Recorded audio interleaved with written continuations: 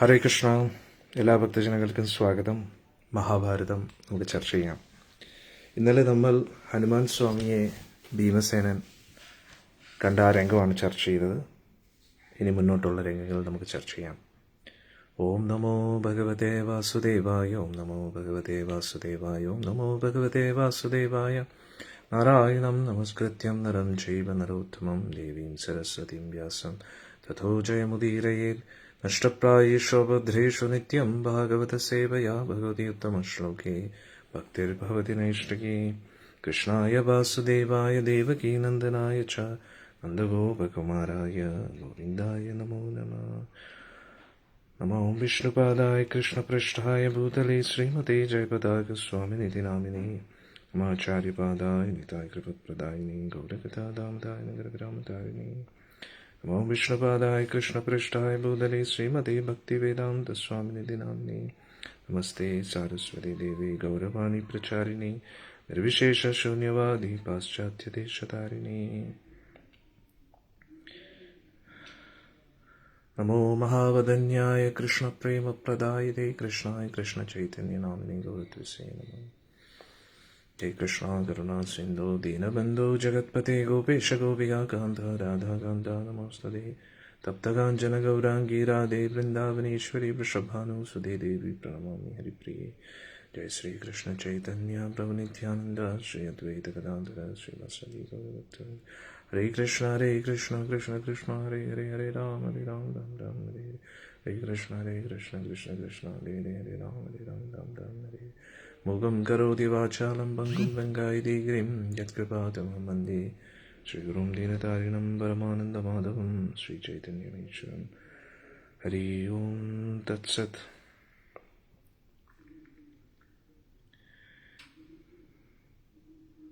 ഇന്നലെ നമ്മൾ ചർച്ച ചെയ്തത് ഭീമസേനൻ സ്വർണ്ണ താമരയുടെ ഉദ്ഭവം അന്വേഷിച്ച് ബദ്രികാശ്രമം കഴിഞ്ഞ് ഉയർന്ന മേഖലകളിലേക്ക് പോവുകയാണ്. സാധാരണ മനുഷ്യർക്ക് ഒരിക്കലും കയറിപ്പറ്റാൻ പറ്റുന്ന സ്ഥലമല്ല. പക്ഷെ ഭീമസേനൻ സാധാരണ വ്യക്തിയല്ലല്ലോ, വായുദേവന്റെ പുത്രനാണ്. അതുകൊണ്ട് വളരെ നിഷ്പ്രയാസം ഓരോരോ ദേവന്മാർക്ക് മാത്രം പ്രാപ്യമായിട്ടുള്ള ആ സ്ഥലങ്ങളിലൂടെ മുന്നോട്ട് പോയിക്കൊണ്ടിരിക്കുകയാണ്. അതെല്ലാം കാടുകളാണെങ്കിലും അത് ഗന്ധർവന്മാർക്കും സിദ്ധന്മാർക്കും അവരുടെ ഭാര്യമാരൊത്ത് വിഹരിക്കുന്ന സ്ഥലങ്ങളാണ്. അത് ഉദ്യാനങ്ങളെ പോലെയാണ് അത് കാണപ്പെട്ടിരുന്നത്. പക്ഷെ ഭീമസേനെ കണ്ടിട്ട് ഭീമസേനൻ്റെ ആ ഓട്ടം കണ്ടിട്ട് ഓട്ടത്തിൻ്റെ ആ ഒരു ആഘാതം എല്ലാവരെയും ഭയപ്പെടുത്തി എന്നുള്ളതാണ്. എല്ലാവരും ആശ്ചര്യത്തോടു കൂടി നോക്കുകയായിരുന്നു. മൃഗങ്ങളെല്ലാം ഭയപ്പെട്ടു. അവരെല്ലാവരും അങ്ങോട്ടും ഇങ്ങോട്ടും ഓടി രക്ഷപ്പെടുകയായിരുന്നു.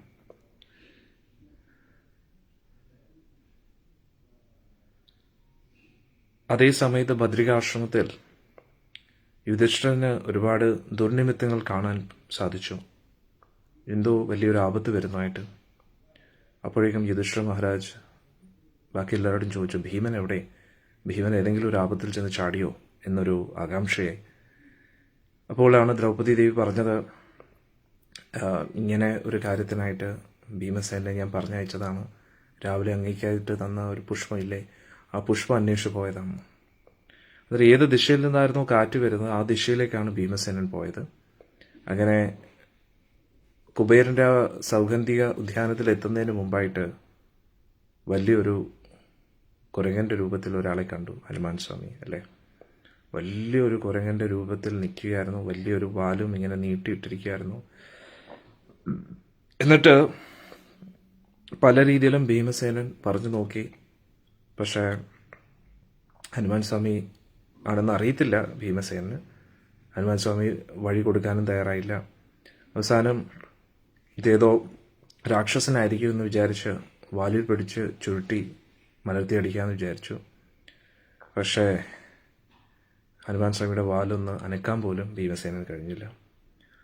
രണ്ട് കൈ കൊണ്ടും വളരെ ശക്തമായിട്ട് ശ്രമിച്ചിട്ടും ആ വാലൊന്ന് പൊക്കാൻ ഭീമസേനന് കഴിഞ്ഞില്ല. അവസാനം മനസ്സിലായി ഇത് സാധാരണ വ്യക്തിയല്ലെന്ന്. കൈകൂപ്പി നമസ്കരിച്ചു. അപ്പോൾ ഹനുമാൻ സ്വാമി സാക്ഷാത് ദർശനം കൊടുക്കുകയാണ്. ഭീമസേനന് ഒരുപാട് സന്തോഷമായി. എന്നിട്ട് ഭീമസേനൻ്റെ ഒരു അഭ്യർത്ഥനയുണ്ടായിരുന്നു, ലങ്കയിലേക്ക് അങ്ങ് ചാടി ആ രൂപം കാണിക്കാൻ. ഹനുമാൻ സ്വാമി പറഞ്ഞു, ആ രൂപത്തെ ഈ ഭൂമിക്ക് താങ്ങാൻ കഴിയില്ല. പല രീതിയിലും ദർശനം നൽകുന്നതിൽ നിന്ന് മാറി നിൽക്കാൻ ശ്രമിച്ചു. പക്ഷേ തുടർച്ചയായിട്ട് ഭീമസേനൻ ഇങ്ങനെ അഭ്യർത്ഥിച്ചുകൊണ്ടിരുന്നതുകൊണ്ട് അവസാനം ഹനുമാൻ സ്വാമി സാക്ഷാത് രൂപം ദർശനം നൽകുകയാണ്. പക്ഷെ എന്നിട്ടും ഹനുമാൻ സ്വാമി പറഞ്ഞു, ഭീമസേന, നിനക്ക് കാണാൻ പറ്റുന്ന അത്രത്തോളമേ ഞാൻ എൻ്റെ രൂപത്തെ വലുതാക്കുന്നുള്ളൂ. പക്ഷെ ഇനിയും എനിക്ക് വലുതാക്കാൻ കഴിയും. പക്ഷെ ആ രൂപത്തെ നിനക്ക് കാണാൻ കഴിയില്ല എന്ന് പറയുകയാണ്. അത് കഴിഞ്ഞതിന് ശേഷം ഹനുമാൻ സ്വാമി പറഞ്ഞു, നിനക്ക് വേണമെങ്കിൽ ഇപ്പോൾ തന്നെ ഞാൻ പോയി കൗരവരെ എല്ലാം ബന്ദിയാക്കാം, എന്നിട്ട് രാജ്യം നിങ്ങൾക്ക് നൽകാം എന്ന് പറഞ്ഞു. പക്ഷേ ഭീമസേനൻ പറഞ്ഞു, അത് യുധിഷ്ഠിര മഹാരാജ് ഒരിക്കലും സ്വീകരിക്കത്തില്ല. നിബന്ധന പ്രകാരം 12 വർഷം വനവാസവും 1 വർഷം അജ്ഞാതവാസവും കഴിയാതെ നമുക്ക് തിരിച്ചെത്താൻ കഴിയില്ല എന്ന്. അപ്പോൾ ഹനുമാൻ സ്വാമി പറഞ്ഞു, ശരിയാ, നിങ്ങൾക്ക് എന്ത് ആവശ്യമുണ്ടെങ്കിലും ഞാനുണ്ട് എന്ന് പറഞ്ഞപ്പോൾ ഭീമസേനൻ പറഞ്ഞു, യുദ്ധകളത്തിൽ അങ്ങയുടെ സഹായം എന്തായാലും എനിക്ക് വേണ്ടി വരും യുദ്ധം ചെയ്യാനായിട്ട് എന്ന് പറഞ്ഞു. അതിപ്പം പറഞ്ഞു, എപ്പോഴാണോ നീ യുദ്ധകാലത്തിൽ ഗർജിക്കുന്നത്, സിംഹത്തെ പോലെ ഗർജിക്കുന്നത്, അപ്പോൾ ഞാൻ എൻ്റെ ഗർജനയും കൂടെ നിൻ്റെ ഗർജനയുടെ ഉള്ളിൽ ചേർക്കും.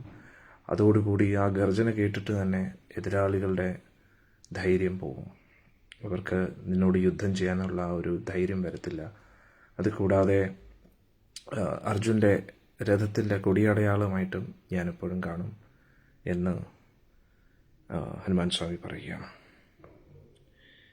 അതിനുശേഷം ഹനുമാൻ സ്വാമി പറഞ്ഞു, ഇനി മുന്നോട്ട് നീ പോകുന്നത് കുബേരൻ്റെ ആ സ്ഥലത്തേക്കാണ്. അവിടെ ഒരിക്കലും അവരെ എതിരാളികളായിട്ട് കാണരുത്, അവരുമായിട്ട് ശത്രുത ഉണ്ടാക്കരുത്, അവരുമായിട്ട് സൗമ്യമായിട്ട് അഭ്യർത്ഥന രീതിയിൽ സംസാരിക്കാൻ പറഞ്ഞു. പക്ഷെ അവിടെ ചെന്നപ്പോഴത്തേക്ക് ഭീമസേന എല്ലാം മറന്നു.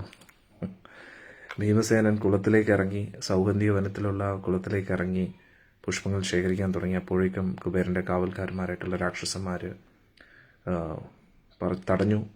ഉടൻ തന്നെ ഭീമസേനൻ പറഞ്ഞു, ഇത് എല്ലാവർക്കും അവകാശപ്പെട്ടതാണ്, അതുകൊണ്ട് നിങ്ങളുടെ അനുവാദത്തിൻ്റെ ഒന്നും ആവശ്യമില്ല എന്ന് പറഞ്ഞ് വളരെ ശക്തമായിട്ടുള്ളൊരു യുദ്ധം നടക്കണം. നിമിഷങ്ങൾക്കകം ഒരുപാട് യക്ഷന്മാർ അവിടെ ബോധം കെട്ട് വീഴുകയാണ്. അവരുടെ കൈയും കാലും ഒക്കെ ഒടിഞ്ഞ് തലയിൽ ഒരുപാട് ക്ഷതമൊക്കെ സംഭവിച്ചു. ഇതിൻ്റെ ഇടയിൽ ഈ ഒരു വാർത്ത കുബേരൻ്റെ അടുത്ത് എത്തുകയാണ്. കുബേരൻ ചിരിച്ചിട്ട് പറഞ്ഞു, ഭീമനല്ലേ, കുഴപ്പമില്ല, കൊണ്ടുപോയിക്കോട്ടെ എന്ന് പറഞ്ഞു. അങ്ങനെ ഭീമസേനൻ കുറേ പുഷ്പങ്ങളുമായിട്ട് അവിടുന്ന് പോവുകയാണ്. ആ സമയത്ത് ബാക്കിയുള്ള കാവൽക്കാരായിട്ടുള്ള രാക്ഷസന്മാർ ഇങ്ങനെ കുറച്ച് ദൂരത്ത് നിന്ന് ഇങ്ങനെ രൂക്ഷമായിട്ട് നോക്കുകയാണ്, ഭയത്തോട് കൂടി നോക്കുകയാണ്. അപ്പോഴാണ് യുധിഷ്ഠിര മഹാരാജ് ഘടോത്കചൻ്റെ സഹായത്തോടു കൂടി യുധിഷ്ഠിരനും നകുല സഹദേവന്മാരും ഒപ്പം എന്താ പറയുന്നത്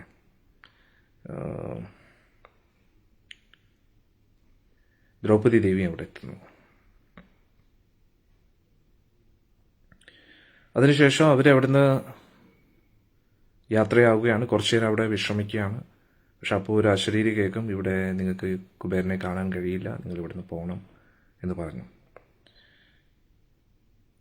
അതിനുശേഷം നമ്മൾ ഇന്നലെ നടന്നൊരു സംഭവം കൂടെ ചർച്ച ചെയ്തിരുന്നു. എന്താണ്, ഒരിക്കൽ ഘടോത്കചനും ഭീമസേനും എങ്ങോട്ടോ പോയ സമയത്തിന് ശക്തനായിട്ടുള്ളൊരു രാക്ഷസൻ ബദ്രികാശ്രമത്തിൽ വന്നിട്ട് ദ്രൗപദി ദേവിയെയും യുധിഷ്ഠിരനെയും നകുല സഹദേവന്മാരെയും അവിടെ നിന്ന് തട്ടിക്കൊണ്ട് പോവുകയാണ്. ഒരു കൈയിൽ യുധിഷ്ഠിരനെയും നകുല സഹദേവന്മാരെയും പിടിച്ചു വെച്ചിരിക്കുന്നു, അവരുടെ ആയുധങ്ങളും മാറ്റി വെച്ചിരിക്കുന്നു, കയ്യിൽ തന്നെ പിടിച്ചു. എന്നിട്ട് ദ്രൗപദി ദേവിയും ബലാത്കാരനെ പിടിച്ചു കൊണ്ടുപോവുകയാണ്. യുധിഷ്ഠിരൻ സ്വന്തം സിദ്ധി ഉപയോഗിച്ച് ആ രാക്ഷസന്റെ ഗതിയെ തടയുകയാണ്. അതേ സമയത്ത് തന്നെ സഹദേവൻ എങ്ങനെയൊക്കെയോ ആ വാള് പിടിച്ചിട്ട് അവനെ വെട്ടാനായിട്ട് ശ്രമിക്കുകയാണ്. അതേ സമയത്ത് തന്നെ ഭീമസേനൻ അവിടെ എത്തുകയാണ്. ഭീമസേനും രാക്ഷസനുമായിട്ടൊരു ശക്തമായിട്ടുള്ള യുദ്ധം നടക്കുകയാണ്. എന്നിട്ട് കുറേ മണിക്കൂറോളം ആ ദ്വന്ദ്വയുദ്ധം നടക്കുകയാണ്. വളരെ ശക്തമായിട്ട് അങ്ങോട്ടും ഇങ്ങോട്ടും കൈകൊണ്ടിടിക്കുകയും തൊഴിക്കുകയും ചെയ്തു. പിന്നെ വലിയ വലിയ മരങ്ങളൊക്കെ പിഴുതെടുത്ത് അങ്ങോട്ടും ഇങ്ങോട്ടും അടിക്കാൻ തുടങ്ങി.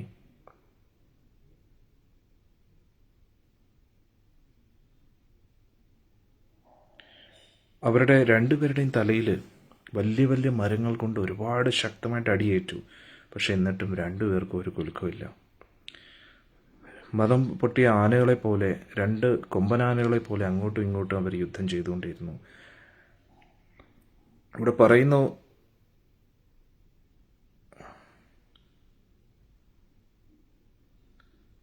അവർ തമ്മിലുള്ള യുദ്ധം കുറേ സമയം നീണ്ടു നിന്നു.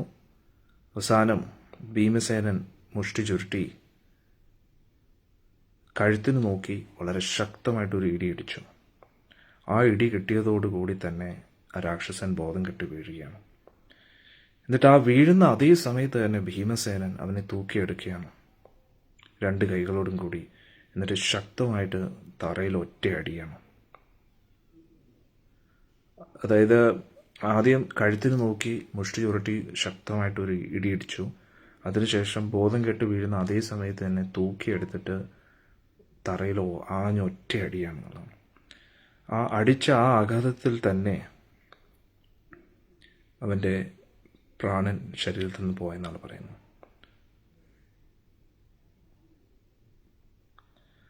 എന്നിട്ടും ഭീമസേന ദേഷ്യം തീരുന്നില്ല.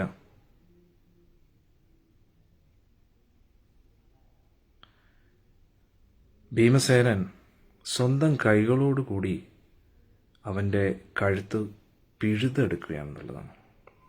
ഒന്നാലോചിക്കണം. അതായത് അവൻ്റെ ആയുസ് പോയിട്ടും അവൻ്റെ ജീവൻ പോയിട്ടും ഭീമസേനന് ദേഷ്യം തീരുന്നില്ല.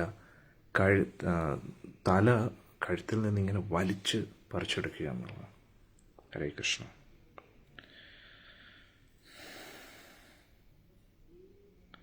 എന്നിട്ട് അവൻ്റെ തല തൂക്കിയെടുത്ത് എറിയുകയാണ്. ഭീമസേനയുടെ ദേഹം മുഴുവൻ രക്തം പുരണ്ട് കിടക്കുന്നു. ഭീമസേനൻ യുധിഷ്ഠിരന്റെ മുമ്പിൽ വന്നു, നമസ്കരിച്ചു, കൈകൂപ്പി നിന്നു. അന്നേരം യുധിഷ്ഠിരനും ബാക്കിയുള്ള സഹോദരന്മാരും ഒരുപാട് അഭിനന്ദിച്ചു ഭീമസേനനെ.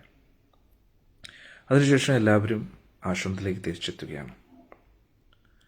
ഏകദേശം 5 വർഷത്തോളം കഴിഞ്ഞു അർജുനൻ പോയതിനു ശേഷം. അർജുനൻ ഈ സമയത്ത് ദേവലോകത്ത് ദിവ്യാസ്ത്രങ്ങൾ ശേഖരിക്കാനായിട്ട് പോയിരിക്കുകയാണ്. അന്നേരം അവരുടെ കൂട്ടത്തിലുണ്ടായിരുന്ന ലോമാശ ഋഷി പറഞ്ഞു, അധികം താമസിക്കാതെ അർജുൻ തിരിച്ചെത്താൻ പോവുകയാണ് എന്ന് അറിയിച്ചു. അതുകൊണ്ട് അർജുൻ സ്വർഗലോകത്തിൽ നിന്ന് തിരിച്ചെത്തുമ്പോൾ എന്തായാലും ആ ഉത്തർ ബദ്രിയുടെ ആ ഭാഗത്തിൽ നിന്നായിരിക്കും വരുന്നത്. അതുകൊണ്ട് ഈ ഭൂമിയിൽ കാലുകുത്തുമ്പോൾ ആദ്യം നിങ്ങൾ തന്നെ അവിടെ അർജുനെ കാണാനും സ്വീകരിക്കാനായിട്ട് കാത്തു നിൽക്കുന്നത് വളരെ ഉത്തമമായിരിക്കുമെന്ന് പറഞ്ഞു. അങ്ങനെ ഇവർ അവരുടെ കയ്യിലുണ്ടായിരുന്ന വസ്തുവകകളെല്ലാം എടുത്തുകൊണ്ട് ധൗമ്യ ഋഷിയും ലോമാശ ഋഷിയായിട്ട് ഒരു കൂട്ടം ബ്രാഹ്മണരുമായിട്ട് നേരെ ഉത്തർ ബദ്രിക്ക് അപ്പുറത്തായിട്ട് എത്തുകയാണ്. പാണ്ഡവർ ഗന്ധമാദന പർവ്വതത്തിൻ്റെ മുകളിലെ ആ ശിഖരങ്ങളിലേക്ക് എത്തി. ആ സമയത്ത് ഒരു ദിവ്യ അശരീരി കേൾക്കുകയാണ്.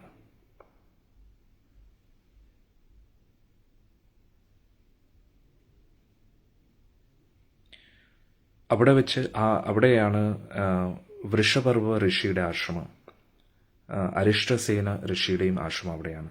അന്നേരം ആദ്യം കേട്ട അശരീരി പ്രകാരം ഇവിടെ നിന്നും നിങ്ങൾക്ക് കുബേരന്റെ ആവാസസ്ഥലം കാണാം എന്നാണ് പറഞ്ഞിരുന്നത്.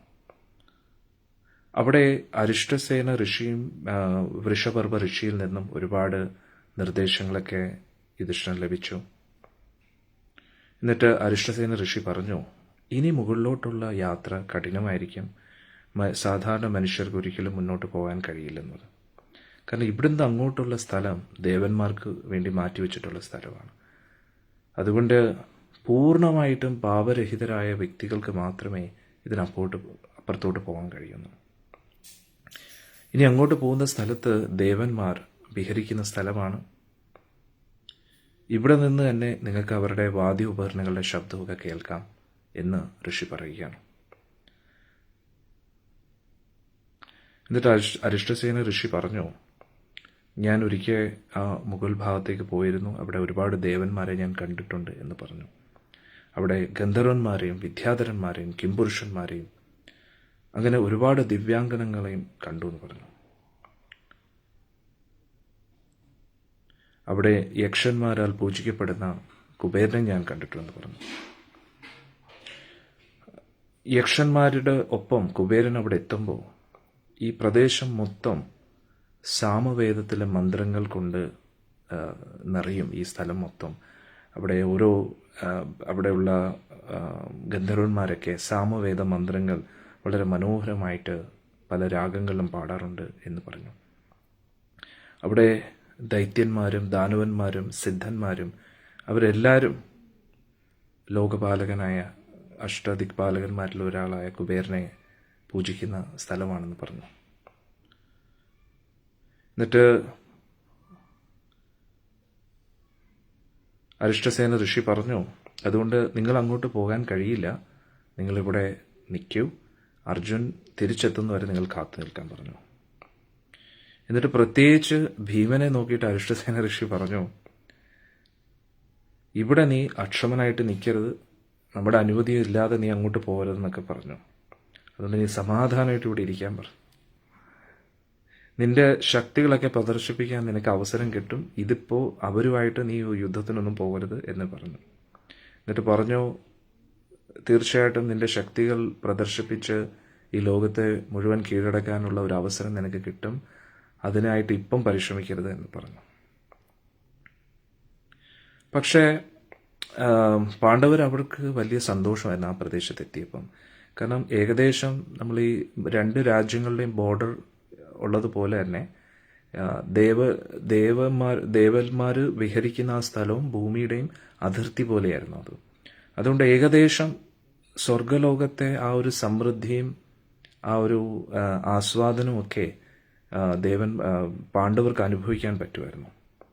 അവിടെ പലതരത്തിലുള്ള വൃക്ഷങ്ങളും ഉണ്ടായിരുന്നു, പലതരത്തിലുള്ള പുഷ്പങ്ങൾ, അതിമനോഹരമായിട്ട് ഭൂമിയിലൊന്നും കാണാൻ കഴിയാത്ത പുഷ്പങ്ങൾ, പ്രത്യേകതരം വളരെ മധുരമായിട്ടുള്ള പഴവർഗ്ഗങ്ങൾ, അതിൻ്റെ രസം ഭൂമിയിലൊന്നും നമുക്ക് ആസ്വദിക്കാൻ കഴിയാത്ത അത്ര മനോഹരമായിട്ടുള്ള പഴവർഗ്ഗങ്ങൾ. എന്നിട്ട് അവിടെ പക്ഷികൾ പോലും വളരെ പ്രത്യേകതയുള്ള പക്ഷികളാണ്. സാധാരണ രീതിയിൽ മയിലുകളൊക്കെ ആണെന്ന് വേണമെങ്കിൽ പറയാം, പക്ഷെ ഒരു പ്രത്യേകതരം മയിലുകളും പ്രത്യേകതരം പക്ഷികളുമാണ്. അവരുടെ ചിറകുകളും അവരുടെ വാലുമൊക്കെ അതിന് പ്രത്യേക ഭംഗിയുണ്ടായിരുന്നു പറഞ്ഞു. പിന്നെ അവിടുത്തെ തടാകങ്ങളുടെ ജലം, താമരകൾ എല്ലാം, അവിടുത്തെ ഓരോ ചെറിയ വണ്ടുകൾ പോലും ഭൂമിയിൽ കാണുന്ന വണ്ടുകളല്ലായിരുന്നു എന്ന് ഇവിടെ പറയുകയാണ്. ഒരു പ്രത്യേകതരം കാറ്റ് എല്ലാവർക്കും അവിടെ ആസ്വദിക്കാൻ കഴിയുമായിരുന്നു. പ്രത്യേകതരം സുഗന്ധം ആ കാറ്റിലൂടെ എല്ലാവർക്കും ലഭിക്കുമായിരുന്നു. ഇത് കൂടാതെ പലതരത്തിലുള്ള മൃഗങ്ങളും അവിടെ ഉണ്ടായിരുന്നു. ആ മൃഗങ്ങളെല്ലാം ഹിംസമൃഗങ്ങളല്ലായിരുന്നു, ശാന്തരായിട്ടിരിക്കുന്ന മൃഗങ്ങൾ. ഇവരെല്ലാം ദേവലോകവാസികളായിരുന്നു ആ മൃഗങ്ങളെല്ലാം. ഒരു ദിവസം പാണ്ഡവരും ദ്രൗപദി ദേവിയും ഒരു കുളത്തിൻ്റെ വശത്തായിട്ട് തീരത്തായിട്ട് ഇങ്ങനെ ഇരിക്കുന്ന സമയത്ത് അവർ വളരെ അത്ഭുതകരമായിട്ടുള്ളൊരു കാഴ്ച കണ്ടു. ഒരു വലിയൊരു പക്ഷി ആ കുളത്തിലേക്ക് വെള്ളം കുടിക്കാനായിട്ട് ഇറങ്ങുന്നതായിട്ട് കണ്ടു. ആ പക്ഷിക്കാണെങ്കിൽ ഒരു സ്വർണ്ണ നിറമായിരുന്നു. ആ പക്ഷിയുടെ ചിറകടി കൊണ്ട് വലിയൊരു കൊടുങ്കാറ്റ് തന്നെ സൃഷ്ടിക്കപ്പെട്ടു. എന്നിട്ട് ആ കാറ്റിൽ മുഴുവൻ വലിയൊരു ഇളക്കം സൃഷ്ടിച്ചു. എന്നിട്ട് ഒരുപാട് പുഷ്പങ്ങൾ ഭൂമിയിലേക്ക് വീണു ആ കാറ്റുകൊണ്ട്. എന്നിട്ട് ആ കുളത്തിൻ്റെ അടുത്തുള്ള മരങ്ങളെല്ലാം പിഴുതു വീണു എന്നുള്ളതാണ്. മറിഞ്ഞു വീണു. ആ ഗരുഡൻ, ഇത് വേറെ ആരും അല്ലായിരുന്നു, ഗരുഡൻ തന്നെയായിരുന്നു. ഗരുഡൻ്റെ ചിറകടി കൊണ്ടായിരുന്നു ആ ഒരു സംഭവം, ആ മരങ്ങളൊക്കെ വീണത്. അവിടെ അടുത്തുള്ള പാറകളൊക്കെ, വലിയ വലിയ പർവ്വതങ്ങളൊക്കെ കുലുങ്ങാൻ തുടങ്ങി. എന്നിട്ട് നിമിഷങ്ങൾക്കകം അവർ കണ്ടു ആ ഗരുഡൻ കുളത്തിലുള്ള ഒരു വലിയൊരു നാഗത്തെ ചുണ്ടിൽ തൂക്കിക്കൊണ്ടു പോവുകയായിരുന്നു. എന്നിട്ട് നിമിഷങ്ങൾക്കകം ആകാശത്തേക്ക് ഉയർന്നു പറന്നു. എന്നിട്ട് അധികം താമസിക്കാതെ അദൃശ്യനുമായി എന്നുള്ളതാണ്. എന്നിട്ട് ഈ വലിയ ആ ഗരുഡൻ പറക്കുന്നതിനനുസരിച്ച് വലിയ കാറ്റ് വീണ്ടും വീശിക്കൊണ്ടിരിക്കുകയാണ്. ചിറകടിക്കുന്നതിനനുസരിച്ച് വലിയ ശക്തമായിട്ടുള്ള കാറ്റടിച്ചുകൊണ്ടിരിക്കുകയായിരുന്നു. ആ ചിറകടി കൊണ്ട് ഈ വലിയ പർവ്വതത്തിൻ്റെ മുകളിലുണ്ടായിരുന്ന മരങ്ങളിൽ നിന്നെല്ലാം പുഷ്പങ്ങൾ താഴോട്ട് വീഴാൻ തുടങ്ങി എന്നുള്ളതാണ്. എന്നിട്ട് ആ സമയത്ത് വളരെ മനോഹരമായിട്ടുള്ള 5 നിറങ്ങളുള്ള പുഷ്പങ്ങൾ വരെ, ഒരു പുഷ്പത്തിൽ തന്നെ 5 തരത്തിലുള്ള നിറങ്ങളുള്ള പൂക്കളെല്ലാം ദ്രൗപദി ദേവിയുടെ ദേഹത്ത് വീണെന്നുള്ളതാണ്. ഇതൊക്കെ കണ്ടിട്ട് ദ്രൗപദി ദേവി വീണ്ടും അത്ഭുതപ്പെട്ടു. എന്നിട്ട് വീണ്ടും ഭീമനോട് പറഞ്ഞു, ഭീമസേന, ഈ ഉയർന്ന കുന്നുകളിൽ നിന്ന് വീണ ഈ പുഷ്പങ്ങളെ കണ്ടില്ലേ? ഇത് തീർച്ചയായിട്ടും കുബേരൻ്റെ ആ വാസസ്ഥലത്ത് നിന്നാണ് വന്നിരിക്കുന്നത്. അങ്ങൊരു വീരനായകനല്ലേ? എനിക്ക് ആ കൊട്ടാരവും ആ കുബേരൻ്റെ സ്ഥലമൊക്കെ കാണാൻ വലിയ ആഗ്രഹമുണ്ട്. പക്ഷെ അവിടെ ഒരുപാട് രാക്ഷസന്മാരും യക്ഷന്മാരും ഒക്കെ അവിടെ കാവലായിട്ട് നിൽക്കുകയാണ്. അർജുൻ ഇവിടെ ഉണ്ടായിരുന്നെങ്കിൽ എന്നെ തീർച്ചയായിട്ടും അവിടെ കൊണ്ട് എത്തിച്ചേനെ. ഇങ്ങനെ ദ്രൗപദി ദേവി ഭീമനെ ഒന്ന് ചെറുതായിട്ടൊന്ന് വെല്ലുവിളിച്ചു. ഉടൻ തന്നെ പറഞ്ഞു, ദ്രൗപദി, നീ വിഷമിക്കണ്ട, നീ ഒരു സാധാരണ സ്ത്രീയല്ലല്ലോ. ദ്രൗപദി വീണ്ടും പറയണം, അങ്ങ് സാധാരണ ഒരു മനുഷ്യനല്ലല്ലോ. ഭീമസേനോട് പറയാണ്, അങ്ങേക്ക് വളരെ നിഷ്പ്രയാസം എല്ലാ രാക്ഷസന്മാരെ ഓട്ടിക്കാൻ കഴിയും. അതുകൊണ്ട് നമുക്ക് ഭയപ്പെടാതെ തന്നെ നമുക്ക് അങ്ങോട്ട് പോകാം. ഞാൻ കുറേ ദിവസങ്ങളായിട്ട് ഇതിനെക്കുറിച്ച് തന്നെ ആലോചിച്ചുകൊണ്ടിരിക്കുകയാണ്. എനിക്ക് അങ്ങയുടെ സംരക്ഷണം ഉണ്ടെങ്കിൽ എനിക്ക് വളരെ നിഷ്പ്രയാസം കുബേരൻ്റെ വാസസ്ഥലം കാണാമല്ലോ എന്ന്. ഇത് കേട്ടുടൻ തന്നെ ഭീമന് അതൊരു പുകഴ്ത്തലായിട്ടും തോന്നി. അതേസമയത്ത് അർജുൻ ഉണ്ടായിരുന്നു ഇത് നടന്നേനെന്ന് പറഞ്ഞപ്പോഴത്തേക്ക് ഭീമന് കുറച്ച് വിഷമവും കൂടെ ആയി. അതുകൊണ്ട് അധികം ഒന്നും ചിന്തിക്കാതെ ഭീമസേന അങ്ങോട്ട് എഴുന്നേറ്റു, ആയുധങ്ങളൊക്കെ എടുത്തു. എന്നിട്ട് പർവ്വത ശിഖരങ്ങളിലേക്ക് പോവുകയാണ്. ഒരു സിംഹം ഗർജിച്ച് മുന്നോട്ട് പോകുന്ന പോലെ ഭീമസേനൻ പോവുകയാണ്. വലിയൊരു സാളവൃക്ഷത്തെ പോലെ ഉയരമുണ്ടായിരുന്ന ഭീമസേനന്. എന്നിട്ട് ഭീമസേനന്റെ ദേഹകാന്തി ഒരു സ്വർണത്തിന്റെ നിറമായിരുന്നു പറഞ്ഞു. വളരെ ശക്തമായിട്ടുള്ള തോളുകളും കഴുത്തും നെഞ്ചും ഒക്കെ വളരെ ശക്തമായിരുന്നു. കല്ലുപോലെ ഇരിക്കുകയായിരുന്നു ഭീമസേനന്റെ ശരീരം എന്ന് പറഞ്ഞു. അന്നേരം അവിടെ എത്തിയപ്പോൾ ആ പർവ്വതത്തിന്റെ മുകളിലോട്ട് കയറാനായിട്ട് ഒരു ചെറിയൊരു വഴി ഭീമസേന ശ്രദ്ധിച്ചു. അത് പൊതുവെ സാധാരണ മനുഷ്യർക്ക് കയറാൻ പറ്റാത്ത സ്ഥലമായിരുന്നു. അതുകൊണ്ട് കുറച്ച് പാറകളിലും അതിൻ്റെ ഇടയിലൂടെ കുറച്ച് വൃക്ഷങ്ങളുടെ ഇടയിൽ കൂടെയും ഇങ്ങനെയൊക്കെയോ പിടിച്ച് കയറി. അങ്ങനെ നിമിഷങ്ങൾക്കകം ആ പർവ്വതത്തിൻ്റെ മുകളിലുള്ള ആ മേഖലകളിലേക്ക് എത്തി. അവിടെ നിന്നും കുബേരൻ്റെ ആ വാസസ്ഥലം ഭീമസേനൻ കണ്ടു. ഇവിടെ പറയുന്നു, സ്വർണം കൊണ്ട് നിർമ്മിച്ചതായിരുന്നു ആ കുബേരൻ്റെ വാസസ്ഥലം. അവിടെ സ്ഫടികം കൊണ്ട് നിർമ്മിച്ചിരിക്കുന്ന പല പല മന്ദിരങ്ങളും കണ്ടു. അതെല്ലാം ഈ ഭൂമിയിലൊന്നും കാണാൻ കഴിയാത്ത അത്രത്തോളം സുന്ദരമായിരുന്നു. അവിടെയെല്ലാം അമൂല്യമായിട്ടുള്ള രത്നങ്ങൾ പതിപ്പിച്ചിട്ടുള്ള പല നിറത്തിലുള്ള പല പല കൊത്തുപണികളും ഭീമസേനെ കാണാൻ പറ്റി. ഭീമസേനന്റെ കയ്യിൽ വില്ലുമുണ്ടായിരുന്നു. ആ വില്ലിൽ ഇങ്ങനെ പിടിച്ചുകൊണ്ട് വില്ലിന്റെ മുകളിൽ ഇങ്ങനെ താങ്ങി നിന്നുകൊണ്ട് അത്ഭുതത്തോടു കൂടി ആ നഗരത്തെ കണ്ടുകൊണ്ടിരിക്കുകയായിരുന്നു കുബേരന്റെ വാസസ്ഥലം. വലിയ വലിയ കവാടങ്ങളും വലിയ കൊടികളും അവിടെ കണ്ടു. അവിടെ ഉദ്യാനത്തിലും അമൂല്യമായിട്ടുള്ള പല പല രത്നങ്ങൾ കൊണ്ട് നിർമ്മിച്ച പല പല വസ്തുക്കളും കണ്ടു. എന്നിട്ട് അവിടെയെല്ലാം പലതരത്തിലുള്ള പുഷ്പങ്ങൾ കൊണ്ട് മാല നിർമ്മിച്ച് അലങ്കരിക്കപ്പെട്ടതായിട്ട് കണ്ടു. ഇനി അവിടെയുള്ള മരങ്ങളോ ഒരു മനുഷ്യന്റെ സങ്കല്പത്തിനും അപ്പുറത്തായിരുന്നു. അവിടെയെല്ലാം പല തരത്തിലുള്ള പല പല സുന്ദരിമാരായിട്ടുള്ള അപ്സരസുകൾ നൃത്തം ചെയ്യുന്നതായിട്ടും അതൊക്കെ കണ്ടു. ഇതെല്ലാം കണ്ടിട്ട് ഭീമസേനന് യുധിഷ്ഠിരനെ ഓർമ്മ വന്നു. കാരണം എന്താ, ആ ഇന്ദ്രപ്രസ്ഥം ഏകദേശം ഇതേപോലെ തന്നെയായിരുന്നു. ഒരുപാട് അത്ഭുത സമ്പദ് സമൃദ്ധിയിൽ നിറഞ്ഞു നിൽക്കുകയായിരുന്നു യുധിഷ്ഠിരന്റെ ഇന്ദ്രപ്രസ്ഥം. ഇതെല്ലാം ആലോചിച്ച് ഭീമസേനന് കൂടുതൽ ദേഷ്യം വന്നു. ദുര്യോധന്റെ ആ ഒരു ചതിയെക്കുറിച്ചൊക്കെ ഭീമസേനൻ ആലോചിച്ചു.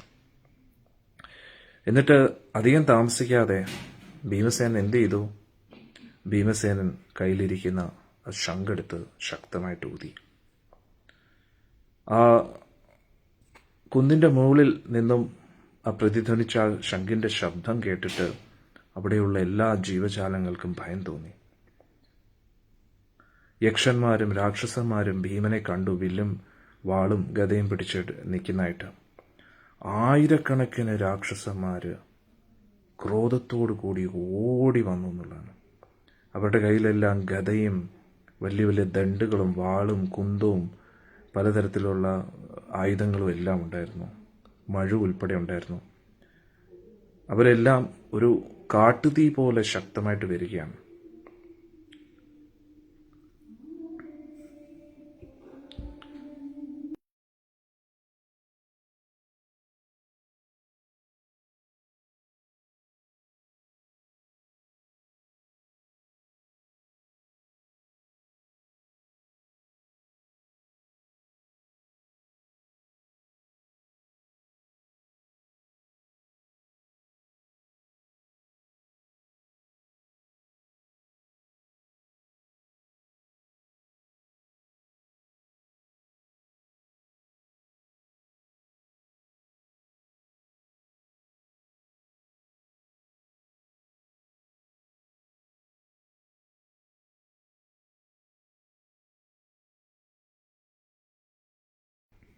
ഹരേ കൃഷ്ണ, ക്ഷമിക്കണം.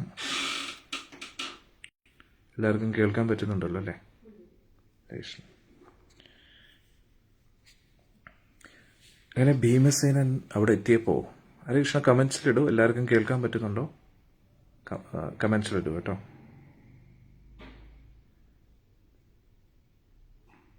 ഇടയ്ക്ക് ഇൻ്റർനെറ്റ് കട്ടായിരുന്നു. എല്ലാവർക്കും കാണാനും കേൾക്കാനും പറ്റുന്നുണ്ടോ? ഹരേ കൃഷ്ണ. ഓക്കെ. അപ്പോൾ ഭീമസേനൻ അവിടെ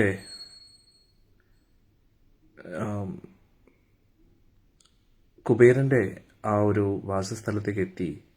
ആ കുബേരൻ്റെ ആ കൊട്ടാരം കണ്ടുകൊണ്ടിരിക്കുകയാണ്, ആ നഗരി കണ്ടുകൊണ്ടിരിക്കുകയാണ്. എന്നിട്ട് അവിടെ ശംഖെടുത്ത് ഊതുകയാണ്. ആ ശംഖനാദം കേട്ടുടൻ തന്നെ രാക്ഷസന്മാരും യക്ഷന്മാരും അവർ ദേഷ്യത്തോടു കൂടി അവരുടെ കയ്യിലുള്ള ആയുധങ്ങളെല്ലാം എടുത്തുകൊണ്ട് ശക്തമായിട്ട് ഓടി വരികയാണ്. ആ കാട്ടുതീ പോലെ ശക്തമായിട്ട് വരികയായിരുന്നു ആ എല്ലാവരും. ഭീമസേനൻ നിമിഷങ്ങൾക്കകം അസംഖ്യം അസ്ത്രങ്ങൾ രാക്ഷസന്മാരും യക്ഷന്മാർക്ക് നേരെ അയച്ചു. അവരുടെ ആയുധങ്ങളും എല്ലാം തുണ്ടം തുണ്ടമായി. അതുകൂടാതെ ഒരുപാട് രാക്ഷസന്മാർ ഭൂമിയിൽ പതിച്ചു എന്നുള്ളതാണ്. ചില രാക്ഷസന്മാരൊക്കെ ആകാശത്ത് നിന്ന് ഇങ്ങനെ പറന്നു വരികയാണ്. അവരെല്ലാം ഭൂമിയിൽ വന്ന് വീണു. യക്ഷന്മാര് ഭീമനെ എല്ലാ ദിശകളിൽ നിന്നും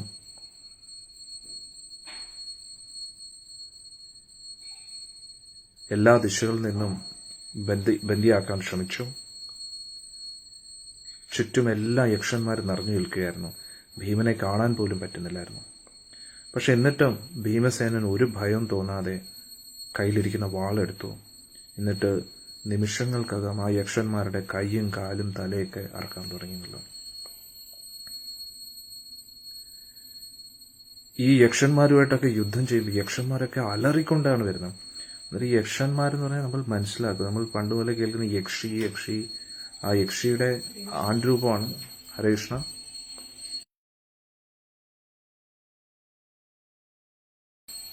അന്നേരം യക്ഷിയുടെ ആൺരൂപങ്ങളാണ് ഈ യക്ഷന്മാർ. അന്നേരം നിസ്സാരക്കാരല്ല, അവര് രാക്ഷസന്മാരെ പോലെ മഹാശക്തന്മാരാണ്. അന്നേരം അങ്ങനെ എത്രയോ യക്ഷന്മാരെയാണ് ഭീമസേനൻ നിഷ്പ്രയാസം അവരുടെ തലകളും കൈകളും കാലും ഒക്കെ കട്ട് ചെയ്യുന്നു. ഒന്ന് ആലോചിച്ച് നോക്കണം. അന്നേരം ഒന്ന് ആലോചിച്ച് നോക്കണം. നിമിഷങ്ങൾക്കകം ഭീമസേന രക്തത്തിൽ കുളിച്ച് നിൽക്കുകയാണ്.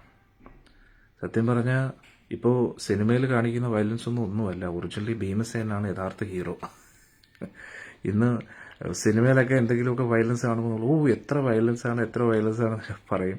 ആൾക്കാരുടെ തല ഇറക്കുന്നു, കൈ ഇറക്കുന്നു എന്നൊക്കെ പറയുന്നു. പക്ഷേ ഇത് മഹാഭാരതത്തിലാണ് യഥാർത്ഥത്തിൽ എല്ലാവരും ചെയ്തിട്ടുള്ളത്. അന്നേരം യക്ഷന്മാരുടെ കൈയും കാലും തലയൊക്കെ അറുത്തു ഭീമസേനൻ. നിമിഷങ്ങൾക്കകം ഭീമസേന രക്തത്തിൽ കുളിച്ചു നിൽക്കുകയായിരുന്നു. ആലോചിച്ച് നോക്കണം. അതായത് ഒന്ന് ആലോചിച്ച് നോക്കണം, ഈ യക്ഷന്മാരുടെയൊക്കെ കൈ വെട്ടുന്ന സമയത്ത് അവരുടെ രക്തം ഭീമസേനന്റെ ദേഹത്ത് തെറിക്കുകയാണ്. കൈ വെട്ടി, കാല് വെട്ടി, തല വിറക്കുന്നു.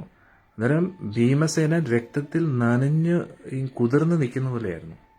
വളരെ ശക്തമായിട്ടുള്ള ഒരു മഴ പെയ്തിട്ട് ഇങ്ങനെ നനഞ്ഞു നിൽക്കുന്നത് പോലെയായിരുന്നു ഭീമസേന എന്ന് പറയുന്നത്. എല്ലാ ദിശകളിൽ നിന്നും ഈ സാധാരണ യോദ്ധാക്കളല്ല, സാധാരണ മനുഷ്യർക്ക് അവരുടെ സ്ഥലത്ത് പോലും കയറാൻ കഴിയില്ല. പക്ഷെ എന്നിട്ട് ഇത്രയും ശക്തരായിട്ടുള്ള യോദ്ധാക്കൾ അവരെല്ലാവരും കൂടെ എല്ലാ ദിശകളിൽ നിന്നും ഭീമസേനെ ആക്രമിച്ചിട്ടും ഭീമസേനൻ ഒട്ടും പിന്തിരിഞ്ഞില്ലെന്നുള്ളതാണ്. ഭീമസേനന്റെ ആയുധത്തിന്റെ ആഘാതമേറ്റിട്ട് അവരെല്ലാം ഭയം കൊണ്ട് ഓടി എന്നുള്ളതാണ്. അവരെല്ലാം ഒരുപാട് ഭയപ്പെട്ടു. യുദ്ധത്തിനുള്ള താല്പര്യമെല്ലാം വിട്ടിട്ട് അവർ ഓടി എന്നുള്ളതാണ്. അവരെല്ലാം അവരുടെ ആയുധങ്ങൾ കളഞ്ഞിട്ട് എല്ലാ ദിശകളിലേക്ക് ഓടി എന്നുള്ളതാണ്. അപ്പോൾ ആ യക്ഷന്മാരുടെ ഏറ്റവും ലീഡറായിട്ടുള്ള ആളായിരുന്നു മണിമാൻ. എന്നിട്ട് മണിമാൻ എന്ത് ചെയ്തു? പറഞ്ഞു, ആ വൈശ്രവണനോട് നിങ്ങൾ എന്താണ് പറയാൻ പോകുന്നത്? അത് ഈ ഓടിക്കൊണ്ടിരിക്കുന്ന യോദ്ധാക്കളോട് പറയുകയാണ്, ഇത്രയും യക്ഷന്മാര് ഒരു മനുഷ്യന്റെ മുമ്പിൽ ഭയപ്പെട്ടോ എന്ന്. എന്നിട്ട് മണിമാൻ എല്ലാവിധ ആയുധങ്ങളും കൂടെ എടുത്തിട്ട് പർവ്വതം നിൽക്കുന്ന പോലെ നിൽക്കാൻ തുടങ്ങി. എന്നിട്ട് പറഞ്ഞു, എടാ മനുഷ്യ, നീ നിന്ന് യുദ്ധം ചെയ്യും. നീ സമ്പത്തിന്റെ ദേവനായ കുബേരന്റെ സ്ഥലത്താണ് വന്നിരിക്കുന്നത്. ഇവിടെ നിന്ന് നീ നേരെ പോകുന്ന യമപുരിയിലേക്കായിരിക്കും എന്ന് പറഞ്ഞു. എന്നിട്ട് ശക്തമായിട്ട് അലറിക്കൊണ്ട് ഭീമന്റെ നേരെ ഒറ്റ ഓട്ടമാണ്. 3 അസ്ത്രങ്ങൾ ഭീമൻ നേരെ അയച്ചു എന്നുള്ളതാണ്. അതിന് പകരമായിട്ട് ഭീമസേനന് 3 അസ്ത്രങ്ങൾ അയച്ചു. ഈ 3 അസ്ത്രങ്ങളും മണിമാന്റെ ശരീരത്തെ തുളച്ചു കയറി എന്നുള്ളതാണ്. ഉടൻ തന്നെ മണിമാൻ എന്ത് ചെയ്തു? മണിമാന്റെ ഗദയെടുത്തിട്ട് ശക്തമായിട്ട് ഭീമസേനന് എതിരെ എറിഞ്ഞു. വലിയ ഒരു ഇടിവെട്ടുന്ന പോലെയായിരുന്നു ആ ഗദ ഭീമനെതിരെ വന്നുകൊണ്ടിരുന്നത്. പക്ഷെ ഭീമസേനൻ തുടർച്ചയായിട്ട് അസ്ത്രങ്ങൾ അയച്ചു. എന്നിട്ട് ആ അസ്ത്രങ്ങളെല്ലാം ഗദയെ തട്ടി. പക്ഷേ ആ ഗദയുടെ ഗതിയെ തടയാൻ കഴിഞ്ഞില്ല. ആ ഗദ വളരെ ശക്തമായിട്ട് ഭീമനെതിരെ വന്നുകൊണ്ടേയിരിക്കുകയായിരുന്നു. ഉടൻ തന്നെ ഭീമസേൻ എന്ത് ചെയ്തു? ഭീമസേന്റെ സ്വന്തം ഗദയെടുത്തു. എന്നിട്ട് ആ യക്ഷന്റെ ഗദയെ പൊടിച്ചു എന്നുള്ളതാണ്. അതിനെ തുണ്ടം തുണ്ടമാക്കി. അത് വലിയൊരു ഇടി വെട്ടുന്ന പോലെ ഭൂമിയിൽ വന്ന് വീണു എന്നുള്ളതാണ്. മണിമാന്റെ ഗദ തകർന്നു എന്ന് കണ്ടിട്ട് മണിമാന് ദേഷ്യം വന്നു. ഉടൻ തന്നെ ഇരുമ്പിന്റെ ഒരു ദണ്ഡെടുത്തിട്ട് ഭീമസേനെതിരെ എറിയുകയാണ്. ഇവിടെ പറയുന്നു, സ്വർണത്തിന്റെ പിടിയുള്ള ദണ്ഡ് വായിലൂടെ അതിവേഗതയിൽ സഞ്ചരിച്ച് ഭീമസേനെതിരെ വന്നുകൊണ്ടിരിക്കുകയായിരുന്നു. ആ പോകുന്ന സമയത്ത് ഒരുപാട് അതിലൂടെ ശക്തമായിട്ടുള്ള തീ ഇങ്ങനെ വന്നുകൊണ്ട് ആളിക്കത്തിക്കൊണ്ടേയിരിക്കുകയാണ്. ഭീമസേനൻ അത് ഒഴിഞ്ഞു മാറാനായിട്ട് ശ്രമിച്ചു. പക്ഷേ ആ ദണ്ഡ് നേരെ ഭീമസേനന്റെ ഒരു കൈയിലാണ് കൊണ്ടത്. അതോടുകൂടി ഭീമസേനന് നന്നായി പരിക്കേറ്റു. ആ ഭീമസേനന്റെ ഒരു കൈ നന്നായി പരിക്കേറ്റു എന്ന് കണ്ടപ്പോൾ മണിമാന് വലിയ സന്തോഷമായി, തുള്ളിച്ചാടാൻ തുടങ്ങി. എന്നിട്ട് ഭീമസേനൻ ആ ഇടി കൊണ്ട്, ആ കയ്യിലെ ഇരുമ്പ് ദണ്ഡിന്റെ അടി കൊണ്ട് കുറച്ച് പുറമോട്ട് വീണു. പക്ഷെ നിമിഷങ്ങൾക്കകം ഭീമസേനൻ വീണ്ടും എഴുന്നേറ്റു. എന്നിട്ട് ഭീമസേനന്റെ ഗദ എടുത്ത് പൊക്കി, ഷൈഗ എന്ന് പറയുന്ന ആ ഗദ. എന്നിട്ട് മണിമാനെതിരെ അലറിക്കൊണ്ട് ഓടി വരികയാണ്. ഉടൻ തന്നെ യക്ഷൻ എന്ത് ചെയ്തു? വലിയൊരു കുന്തം എടുത്ത് ഭീമസേനെതിരെ ശക്തമായിട്ട് എറിഞ്ഞു എന്നുള്ളതാണ്. ഭീമസേനൻ ഗദ ഉപയോഗിച്ച് ആ കുന്തത്തെ തട്ടി മാറ്റി എന്നുള്ളതാണ്. എന്നിട്ട് ഭീമസേനൻ ഉറപ്പിച്ചു, ഇനി ഈ എതിരാളിയെ വെച്ചുകൊണ്ടിരുന്നിട്ട് കാര്യമില്ല, അതുകൊണ്ട് എങ്ങനെയെങ്കിലും ഈ എതിരാളിയെ കൊല്ലണമെന്ന് തന്നെ ഭീമസേനൻ തീരുമാനിച്ചു. എന്നിട്ട് തലയ്ക്കുമേൽ ഗദ ഇങ്ങനെ കറക്കി കറക്കി, ആ ശൈഖ എന്ന് പറയുന്ന ആ ഗദ എടുത്ത് കറക്കി കറക്കി മണിമാനെതിരെ ഓടി വരികയാണ്. എന്നിട്ട് അലറിക്കൊണ്ട് ആ അലർച്ച ആ പർവ്വത മേഖലകളിൽ മൊത്തത്തിൽ പ്രതിധ്വനിച്ചു എന്നുള്ളതാണ്. എന്നിട്ട് ശക്തമായിട്ട് മണിമാന്റെ തലയ്ക്ക് മേൽ ഒറ്റയടി എന്നുള്ള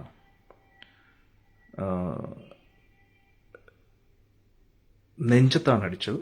ശക്തമായിട്ട് ആ ഗദ കറക്കി മണിമാന്റെ നെഞ്ചത്ത് നോക്കിയ ഒറ്റയടിയാണുള്ള. ആ അടിയുടെ ആഘാതത്തിൽ മണിമാന്റെ ഹൃദയം രണ്ടായിട്ട് പിളർന്നു എന്നാണ് പറയുന്നത്. അത്രയ്ക്ക് ശക്തമായിട്ടാണ് ഇടിച്ചത്.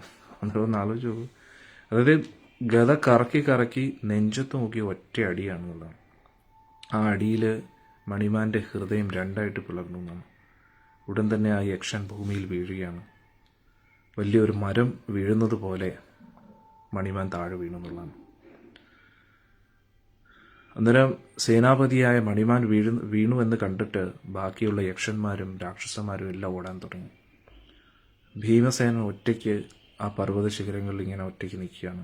ഇനി ആരെങ്കിലും അടിക്കാൻ വരുന്നുണ്ടോ എന്ന് കാത്തു നിൽക്കുകയാണ്. ഈ ഒരു യുദ്ധത്തെക്കുറിച്ച് യുധിഷ്ഠിരൻ കേട്ടു. കാരണം ഇത്രയും യോദ്ധാക്കളുടെ അലർച്ചയും ആയുധങ്ങളുടെ അങ്ങോട്ടും ഇങ്ങോട്ടുമുള്ള ശബ്ദങ്ങളും ഒക്കെ കേട്ടിട്ട് യുധിഷ്ഠിരനും ബാക്കിയുള്ള സഹോദരന്മാർക്കും ഭയം തോന്നി. എന്നിട്ട് ദ്രൗപദിയിൽ നിന്ന് വീണ്ടും കേട്ടു ഭീമൻ മുകളിലോട്ട് പോയിരിക്കുകയാണ്. ഉടൻ തന്നെ യുധിഷ്ഠിര മഹാരാജ് തൻ്റെ സഹോദരന്മാരുമായിട്ട് നേരെ ആ ദിശയിലേക്ക് പോവുകയാണ്. അവരെങ്ങനെയൊക്കെയോ പിടിച്ചു കയറി ഭീമൻ നിൽക്കുന്ന ആ സ്ഥലത്തേക്ക് എത്തി. അവിടെ ചെന്ന് കണ്ടപ്പോൾ കാണുന്ന കാഴ്ച, എല്ലാ രാക്ഷസന്മാരും ഓടി രക്ഷപ്പെട്ടുകൊണ്ടിരിക്കുന്നു. എന്നിട്ട് ചുറ്റും ഭീമസേനു ചുറ്റും യക്ഷന്മാരുടെയും രാക്ഷസന്മാരുടെയും ഒരു കൂട്ടം ശവങ്ങൾ ഇങ്ങനെ കിടക്കുകയാണ്. ചിലവരാണെങ്കിൽ ഇങ്ങനെ എഴഞ്ഞുകൊണ്ടിരിക്കുകയാണ്, അവരുടെ കൈയും കാലും ഒക്കെ നഷ്ടപ്പെട്ടിട്ട്. യുധിഷ്ഠിരനും സഹോദരന്മാരും നേരെ ഭീമസേനയുടെ അടുത്ത് എത്തിയിട്ട് ഭീമസേനയെ കെട്ടിപ്പിടിച്ചു. എന്നിട്ട് അവർ 4 പേരും കൂടെ അവിടെ തന്നെ ഇരിക്കുകയാണ്. എന്നിട്ട് പറഞ്ഞു, നീ ചെയ്ത പ്രവൃത്തിക്ക് എന്ത് ന്യായീകരണങ്ങളാണ് നീ തരാൻ പോകുന്നത്? ഒരിക്കലും ദേവന്മാരെ നമുക്ക് കുപിതനാക്കാൻ പാടില്ല. നമ്മൾ കുബേരൻ്റെ സ്ഥലത്താണ് ഇരിക്കുന്നത്. നിന്റെ ഈ പ്രവൃത്തി കാരണം അദ്ദേഹത്തിന് എന്തുമാത്രം ദേഷ്യം വന്നു കാണുമെന്നറിയാമോ? ഇതൊരിക്കലും ഒരു ധർമ്മത്തിൽ പോകുന്ന വ്യക്തികൾക്ക് അനുയോജ്യമല്ല. നിനക്ക് എന്നോട് എന്തെങ്കിലും ബഹുമാനം ഉണ്ടെങ്കിൽ ഇങ്ങനത്തെ പ്രവൃത്തികൾ ഇനി ഒരിക്കലും ചെയ്യരുത് എന്ന് യുധിഷ്ഠിരൻ പറഞ്ഞു. ഭീമസേനന് ഒരുപാട് കുറ്റവും തോന്നി. എന്നിട്ട് ഇങ്ങനെ തല ഇങ്ങനെ താഴ്ത്തി. എന്നിട്ട് ഭീമന് ഒരുപാട് വിഷമായി, യുധിഷ്ഠിരന് ഇത്രയ്ക്ക് വിഷമായല്ലോ എന്ന് പറഞ്ഞിട്ട്. യുധിഷ്ഠിരൻ ചിന്തിക്കുകയാണ്, ഇനിയിപ്പോൾ ഞാൻ എന്താ ചെയ്യുക? കുബേരൻ എന്ന് പറയുന്നത് സാധാരണ വ്യക്തിയല്ല, യക്ഷന്മാരുടെ രാജാവാണ്. അതും കൂടാതെ അഷ്ടദിക്പാലകന്മാരിൽ ഒരാളാണ്. അഥവാ അദ്ദേഹത്തിന് ദേഷ്യം വന്നു കഴിഞ്ഞാൽ പാണ്ഡവരുടെ കാര്യം വലിയൊരു പ്രശ്നത്തിലേക്കായിരിക്കും എന്നൊക്കെ ഇങ്ങനെ ചിന്തിച്ചുകൊണ്ടിരിക്കുകയാണ്.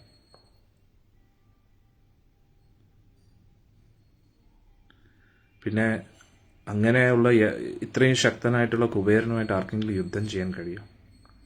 അതുകൊണ്ട് എങ്ങനെയെങ്കിലും അദ്ദേഹത്തെ ശാന്തനാക്കണം എന്ന് യുധിഷ്ഠിരൻ ഇങ്ങനെ ചിന്തിച്ചുകൊണ്ടിരിക്കുകയാണ്. എന്നിട്ട് യുധിഷ്ഠിരൻ ചിന്തിച്ചു, എന്തായാലും അധികം താമസിക്കാത്ത ആൾ വരും. ആളുടെ ഏരിയയിൽ കയറി ഇത്രയും പേരെ ഭീമൻ കൊന്നു, പല ആൾക്കാരുടെയും കൈയും കാലും തല്ലി ഓടിച്ചു. അതുകൊണ്ട് 4 പാണ്ഡവന്മാരും അവിടെ ശാന്തരായിട്ടിരിക്കുകയാണ്. അതേ സമയത്ത് ബാക്കിയുള്ള യക്ഷന്മാരും രാക്ഷസന്മാരും കുബേരൻ്റെ അടുത്ത് നിന്നിട്ട് നടന്ന സംഭവങ്ങളൊക്കെ അറിയിച്ചു. എന്നിട്ട് ആളുടെ സേനാപതിയും സുഹൃത്തുമായ മണിമാൻ മരിച്ചു എന്ന് കേട്ടപ്പോൾ, ഒരുപാട് യോദ്ധാക്കളും മരിച്ചു എന്ന് കേട്ടപ്പോൾ കുബേരന് വലിയ ദേഷ്യമായി. ഉടൻ തന്നെ കുബേരൻ പറഞ്ഞു, എൻ്റെ രഥം തയ്യാറാക്കാൻ പറഞ്ഞു. ഉടൻ തന്നെ കുബേരൻ്റെ സേവന്മാർ രഥം തയ്യാറാക്കി 100 കണക്കിന് കുതിരകൾ, കാർമേഘത്തിൻ്റെ നിറമുള്ള 100 കുതിരകളാൽ വലിക്കപ്പെടുന്ന ആ കുതിര ആ രഥം തയ്യാറാക്കി.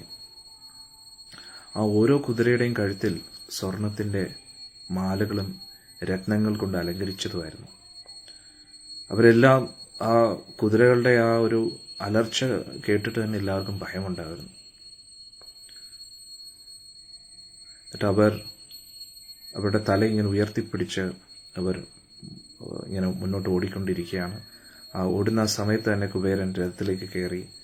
കൂട്ടത്തിൽ തന്നെ ഒരുപാട് ഗന്ധർവന്മാരും ചാരണന്മാരും എല്ലാം കയറി. ഏകദേശം 1000 യക്ഷന്മാർ കുബേരനോടൊപ്പം ഉണ്ടായിരുന്നു. അവരെല്ലാം സ്വർണത്തിൻ്റെ കവചവും ഒരുപാട് ആയുധങ്ങളും കയ്യിൽ പിടിച്ചിരിക്കുകയായിരുന്നു. ഇവരെല്ലാം കുബേരൻ്റെ രഥത്തിനോടൊപ്പം സഞ്ചരിക്കുകയാണ്. ആ രഥം ഭൂമിയിലൂടെയല്ല സഞ്ചരിക്കുന്ന, ആകാശത്ത് ഇങ്ങനെ പറക്കുകയായിരുന്നു. ആ രഥത്തിൻ്റെ വേഗത കണ്ടിട്ട് എതിരെ വരുന്ന എല്ലാത്തിനെയും അത് ഭസ്മമാക്കുന്ന രീതിയിലായിരുന്നു ആ രഥത്തിൻ്റെ പോക്ക്.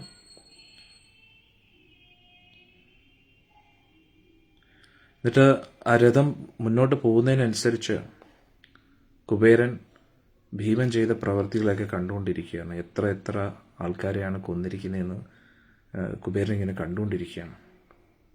എന്നിട്ട് കുബേരൻ ചിന്തിക്കുകയാണ്, ഒരു മനുഷ്യൻ എന്തിനാണ് ഇത്രയും ദുസ്സാഹസം ചെയ്തത്? എന്തിനാണ് ഈ ദേവന്മാരുടെ ഈ ഭൂമിയിൽ വന്നിട്ട് ഇങ്ങനെ ചെയ്തത്? പിന്നെ കുബേരൻ ചിന്തിച്ചു, ഭീമൻ എന്തായാലും ഒരു സാധാരണ മനുഷ്യനല്ല, യുധിഷ്ഠിരൻ്റെ സഹോദരനാണ്. യുധിഷ്ഠിരൻ എന്ന് പറയുന്ന സാക്ഷാൽ ധർമ്മരാജനാണ്. അവരെല്ലാം ദേവന്മാരുടെ ഒരു ലക്ഷ്യത്തെ പൂർത്തീകരിക്കാൻ വേണ്ടി തന്നെയാണ് ഭൂമിയിൽ വന്നിരിക്കുന്നത്. എന്നിട്ട് കുബേരൻ അപ്പോഴാണ് ഒരു കാര്യം ഓർത്തത്. കാരണം അഗസ്ത്യ ഋഷി കുറേ നാളുകൾക്ക് മുമ്പേ ഒരു ശാപം കൊടുത്തിരുന്നു.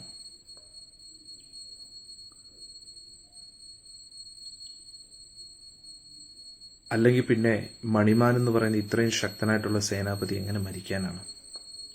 അന്നേരം അഗസ്ത്യ ഋഷി മണിമാനെ ശപിച്ചിരുന്നു. മണിമാൻ അഗസ്ത്യ ഋഷിക്കെതിരെ ഒരു അപരാധം ചെയ്തിരുന്നു. അപ്പോൾ ഒരു മനുഷ്യനാൽ നിന്റെ വധം നടക്കും എന്നൊരു ശാപം കൊടുത്തിരുന്നു. ഇതൊരു കാരണമായി എന്ന് കുബേരൻ ചിന്തിക്കാൻ തുടങ്ങി. അപ്പോൾ കുബേരന്റെ ആ ദേഷ്യം ഒരു ചെറിയൊരു ചിരിയായിട്ട് മാറി. എന്നിട്ട് പാണ്ഡവരിയ്ക്കുന്ന ആ സ്ഥലത്തേക്ക് എത്തി. പാണ്ഡവർ കണ്ടു ആ ദിവ്യമായിട്ടുള്ള രഥം വരുന്നതായിട്ട്. ആ രഥത്തെ കണ്ട ഉടൻ തന്നെ അവർക്കെല്ലാം ഭയം തോന്നി. എന്നിട്ട് 4 പേരും കൈകൂപ്പി നിന്നു കുബേരന്റെ മുമ്പിൽ. പാണ്ഡവരുടെ മുമ്പിൽ ആ വായുവിൽ തന്നെ ആ രഥം നിന്നു. എന്നിട്ട് എല്ലാവരും ഇങ്ങനെ മുകളിലോട്ട് നോക്കുകയാണ് കുബേരനെ. എന്നിട്ട് ചുറ്റും ഒരുപാട് യക്ഷന്മാര്, ആയിരക്കണക്കിന് യക്ഷന്മാര് പക്ഷികളെ പോലെ വായിൽ തന്നെ നിൽക്കുകയാണ്. 4 സഹോദരന്മാരും കൈകൂപ്പി തലകുനിച്ച് ഇങ്ങനെ നിൽക്കുന്നതായിട്ട് കണ്ടപ്പോൾ കുബേരന് ഒരുപാട് സന്തോഷം തോന്നി. കുബേരന്റെ ആ ഒരു ഭാവം മനസ്സിലാക്കി. യുദ്ധത്തിന്റെ ഭാവത്തിലല്ല എന്ന് കണ്ട ഉടൻ തന്നെ കൂട്ടത്തിലുള്ള യക്ഷന്മാരെല്ലാം ആയുധങ്ങൾ താഴോട്ട് മാറ്റി. 4 സഹോദരന്മാരും കുബേരന്റെ മുന്നിൽ വന്ന് കൈകൂപ്പി നിന്നു. ആയിരക്കണക്കിന് രാക്ഷസന്മാരും ശക്തരായിട്ടുള്ള ആ രാക്ഷസന്മാരെല്ലാം കുബേരന് ചുറ്റും വന്ന് നിന്നു. എന്നിട്ട് കുബേരൻ കണ്ടു കഴിഞ്ഞാൽ ചെറുപ്രായത്തിലുള്ള ഒരു പയ്യനെ പോലെ കാണുമായിരുന്നു കുബേരൻ. ഇത്രയും പ്രായം ഉണ്ടായിട്ടും നല്ല യൗവനയുക്തമായിട്ടുള്ള ശരീരമായിരുന്നു. ദേവലോകത്തുള്ള പുഷ്പങ്ങളാൽ നിർമ്മിച്ച ഒരു മാല ധരിച്ചിരിക്കുകയായിരുന്നു. കയ്യിൽ ഒരു കയറുണ്ട്, ഒരു വാളുമുണ്ട്, ഒരു വലിയൊരു വില്ലും തോളിലിങ്ങനെ വെച്ചിരിക്കുകയാണ്. ഭീമൻ്റെ കയ്യിൽ ഇപ്പോഴും ആ ഗദ പിടിച്ചു വെച്ചിരിക്കുകയാണ്. എന്നിട്ട് കുബേരനെ ഇങ്ങനെ നോക്കിക്കൊണ്ടിരിക്കുകയാണ് ഭയമില്ലാതെ. കുബേരൻ ചിരിച്ചു. എന്നിട്ട് യുധിഷ്ഠിരനോട് പറഞ്ഞു, പാർത്ഥ, എനിക്ക് നന്നായി അറിയാം നിങ്ങളെപ്പോഴും എല്ലാ ജീവജാലങ്ങളുടെയും നന്മ ആഗ്രഹിക്കുന്ന വ്യക്തികളാണ്. അതുകൊണ്ട് നിങ്ങൾക്ക് ഈ ഒരു പർവ്വത മേഖലകളിൽ ഭയമില്ലാതെ ജീവിക്കാം. പിന്നെ ഭീമസേനോട് ദേഷ്യപ്പെടേണ്ട ആവശ്യമില്ല. ഭീമസേനൻ യക്ഷന്മാരെയും രാക്ഷസന്മാരെയും കൊന്നത് അതൊരു വിധിയും കൂടെയാണ്. അത് ഓർത്തുകൊണ്ടാണ് ഞാൻ ഭീമന്റെ ഈ പ്രവൃത്തിയിൽ എനിക്ക് ദേഷ്യം തോന്നാത്തതെന്ന്. എന്നിട്ട് കുബേരൻ ഭീമസേനെ നോക്കി ചിരിച്ചിട്ട് പറഞ്ഞു, മോനെ കുരുശ്രേഷ്ഠ, എനിക്ക് നിന്നോടൊരു ദേഷ്യമില്ല കേട്ടോ, അതുകൊണ്ട് നിന്റെ ആയുധം താഴ്ത്തിക്കൊടുത്തു. ദ്രൗപദിയെ സന്തോഷിപ്പിക്കാൻ വേണ്ടിയാണ് നീ ഇത്രയും രൂക്ഷമായിട്ടുള്ളൊരു പ്രവൃത്തി ചെയ്തത്. നിന്റെ സ്വന്തം ബാഹുബലത്തിൽ മാത്രമാണ് നീ വിശ്വസിച്ച് ഇത്രയും വലിയൊരു സാഹസം ചെയ്തത്. എന്നാലും ഞാൻ നിന്റെ ഈ പ്രവൃത്തിയിൽ വലിയ സന്തുഷ്ടനാണ്. നീ അഗസ്ത്യ ഋഷിയുടെ ആ വലിയ ശാപത്തിൽ നിന്നും നീ എന്നെ രക്ഷപ്പെടുത്തി. നീ എങ്ങനെ എന്നെ അപമാനിക്കണം എന്നത് ഒരു വിധി തന്നെയായിരുന്നു. അതുകൊണ്ട് നിന്നെ ഞാൻ ഒരിക്കലും കുറ്റക്കാരനാക്കുന്നില്ല എന്ന് കുബേരൻ പറഞ്ഞു. എന്നാൽ ഇതിൽ നിന്ന് നമ്മൾ പഠിക്കേണ്ട ഒരു കാര്യം എന്ന് പറഞ്ഞാൽ, നമ്മൾ ധർമ്മത്തിൻ്റെ മാർഗത്തിൽ സഞ്ചരിച്ചു കഴിഞ്ഞാൽ നമ്മൾ ധർമ്മത്തിൽ നിന്ന് വ്യതിചലിക്കുന്നതായിട്ട് ചില സാഹചര്യങ്ങൾ മറ്റുള്ളവർക്ക് തോന്നുകയാണെങ്കിലും അത് വലിയൊരു ശരിയായിട്ട് മാറുകയാണല്ലോ. ഇത്ര വലിയ മനോഹരമായിട്ടുള്ളൊരു കാര്യമാണ് ഈ ഒരു സന്ദർഭത്തിൽ നമ്മൾ പഠിക്കേണ്ടത്, അല്ലേ?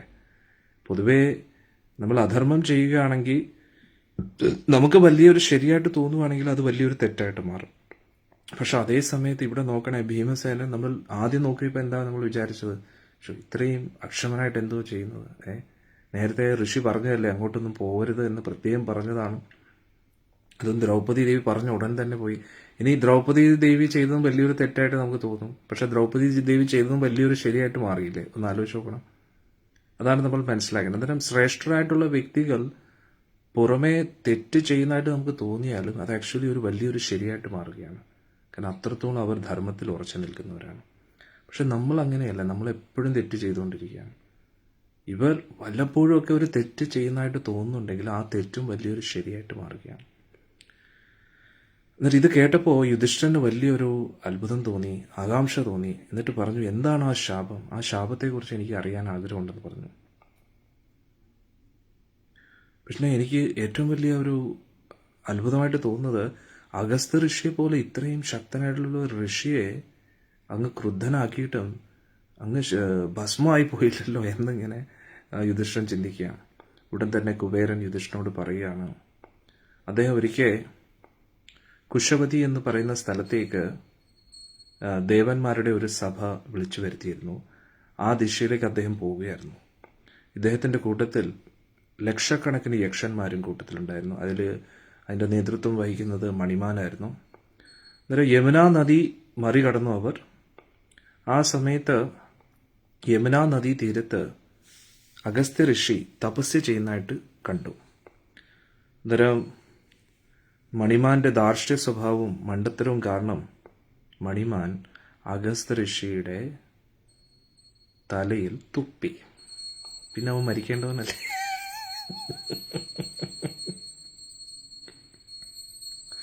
വല്ല ആവശ്യമുണ്ടോ? അന്നേരം പിന്നെ ഭീമന്റെ കയ്യിൽ ചാവേണ്ട ആള് തന്നെയല്ലേ? ഒരു കാരണവും ഇല്ലാതെ അവര് വേറെ ഏതോ ദിശയിലേക്ക് എന്തോ കാര്യത്തിന് വേണ്ടി പോവുകയാണ്. കുബേരനുകൊണ്ട് ലക്ഷക്കണക്കിന് യക്ഷന്മാരുമായിട്ട് ഇങ്ങനെ പോവുകയാണ്. അവരുടെ ലീഡറായ മണിമാൻ എന്ത് ചെയ്തു?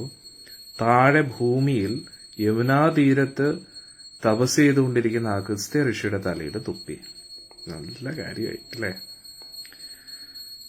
ഉടൻ തന്നെ കുബേരൻ അതറിഞ്ഞ ഉടനെ നേരെ ചെന്ന് ഋഷിയുടെ മുമ്പിൽ നമസ്കരിച്ച് മാപ്പ് യാചിച്ചു.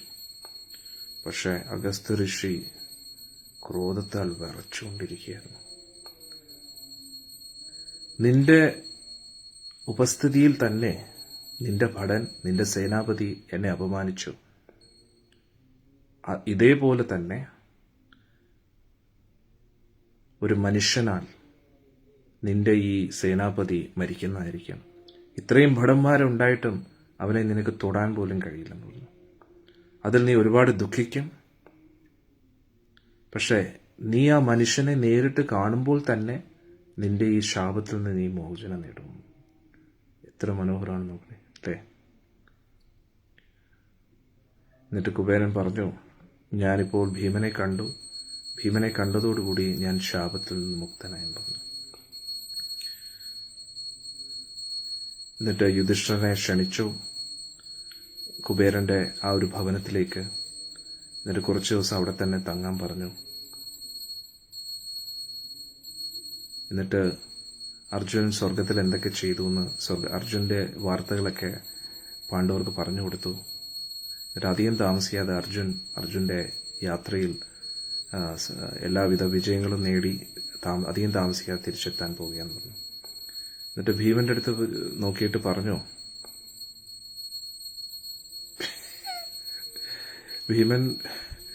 ഭീമനെ ചൂണ്ടിക്കാണിച്ചിട്ട് യുധിഷ്ഠിരനോട് കുബേരൻ പറഞ്ഞു, എന്നാലും ഇവൻ കുറച്ച് കൂടുതൽ അക്ഷമനാണ് കേട്ടോ, ഇവനെ ഒന്ന് നിയന്ത്രിക്കണം. എപ്പോഴും ഈ ധാർഷ്ട്യ സ്വഭാവം നല്ലതല്ല കേട്ടോ. അതുകൊണ്ട് ഇവന്റെ ഈ ധാർഷ്ട്യം കാരണം, ഇവന്റെ ഈ എടുത്തുചാടിയുള്ള പെരുമാറ്റം കാരണം നിങ്ങളെല്ലാരും ഒരു ആപത്തിൽ ചെന്ന് ചാടാൻ നോക്കണം. ഭീമൻ ഉടൻ തന്നെ ആയുധങ്ങൾ താഴ്ത്തി കുബേരന്റെ മുമ്പിൽ കൈകൂപ്പി.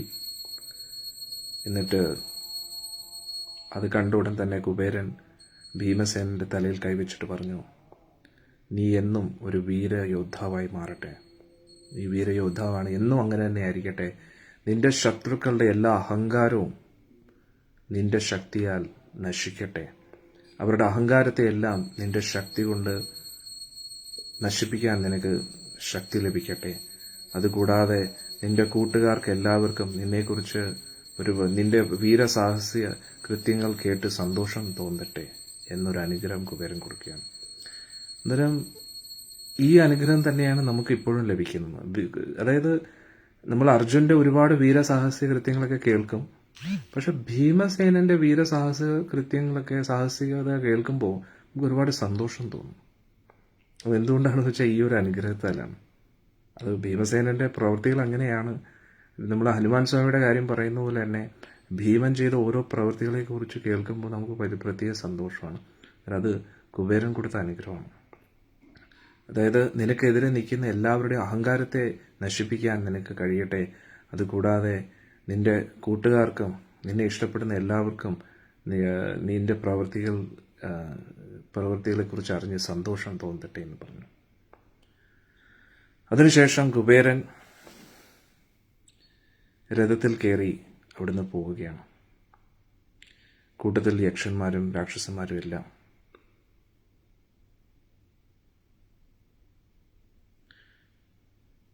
എന്നിട്ട് അവിടെ മരിച്ചു വീണ യക്ഷന്മാരുടെയും രാക്ഷസന്മാരുടെയും ശവങ്ങളെല്ലാം അവിടുന്ന് മാറ്റി. എന്നിട്ട് 5 സഹോദരന്മാരും അവിടെ കുന്നിൻ്റെ മുകളിൽ തന്നെ കുറേ നാളുകൾ അവിടെ താമസിക്കുകയാണ്. ഒരുപാട് യക്ഷന്മാർ അവരെ പരിചരിക്കാനായിട്ടും അവിടെ ഉണ്ടായിരുന്നു. അങ്ങനെ കുറച്ച് ദിവസം സന്തോഷത്തോടുകൂടി അവർ അവിടെ തന്നെ തങ്ങുകയാണ്. ഹരേ കൃഷ്ണ. എങ്ങനെ ഉണ്ടായിരുന്നു ഭീമന്റെ സാഹസികത അല്ലേ? അന്നേരം ഇനി നാളെ നമ്മൾ പഠിക്കാൻ പോകുന്നത് അർജുൻ തിരിച്ചെത്തുകയാണ്. അതാണ് നാളെ നമ്മൾ പഠിക്കാൻ പോകുന്നത്. ഇത് മഹാഭാരതം വളരെ രസകരമാണ്. ഇത് വെറും ഒരു കഥയല്ല, നടന്ന സംഭവങ്ങളാണ്. അന്നേരം നാളത്തെ സംഭവം അർജുൻ എങ്ങനെ സ്വർഗലോകത്തിൽ നിന്ന് തിരിച്ചെത്തുന്നു എന്നാണ് നമ്മൾ പഠിക്കേണ്ടത്.